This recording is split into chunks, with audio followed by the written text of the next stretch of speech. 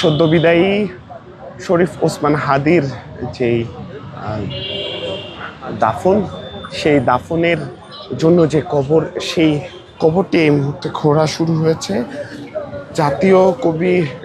কাজী নজরুল ইসলামের যে সমাধিস্থল, সেই সমাধিস্থলেই জাতীয় কবি কাজী নজরুল ইসলামের সমাধিস্থলের পাশে দাফন করা হবে ইনকলাব মঞ্চের মুখপাত্র এবং ঢাকা ৮ আসনের সম্ভাব্য স্বতন্ত্র প্রার্থী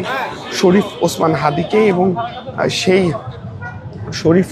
ওসমান হাদির যে মরদেহ, সেটি কিন্তু এই মুহূর্তে হিমাগারে আছে এবং আমরা দেখছি জাতীয় কবি কাজী নজরুল ইসলামের যে সমাধিস্থল, সেই সমাধিস্থলের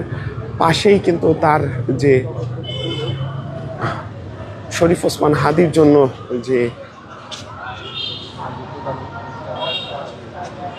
কবর, সেটি কিন্তু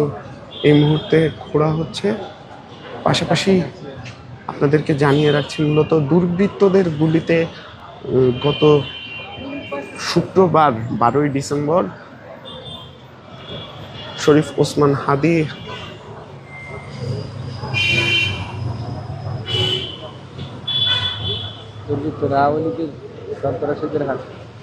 আহত হন এবং এর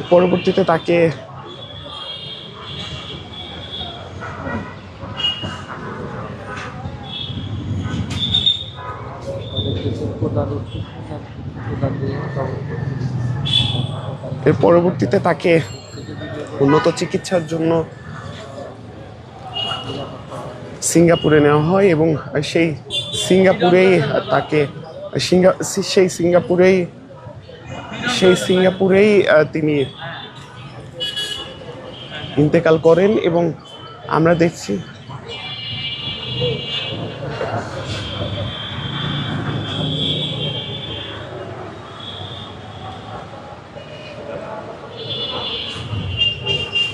তো এখান থেকে স্যার এন্টার কিলে দেওয়া যায় ওই যে ওই যে লোকগুলো ওই যে হ্যাঁ ওই যে কোদাল দিয়ে হ্যাঁ হ্যাঁ ওই যে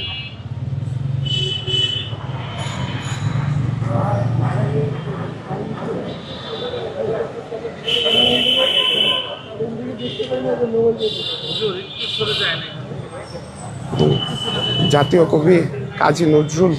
ইসলামের যে সমাধিস্থল, সেই সমাধিস্থলের পাশেই শরীফ ওসমান হাদিকে দাফন করা হবে।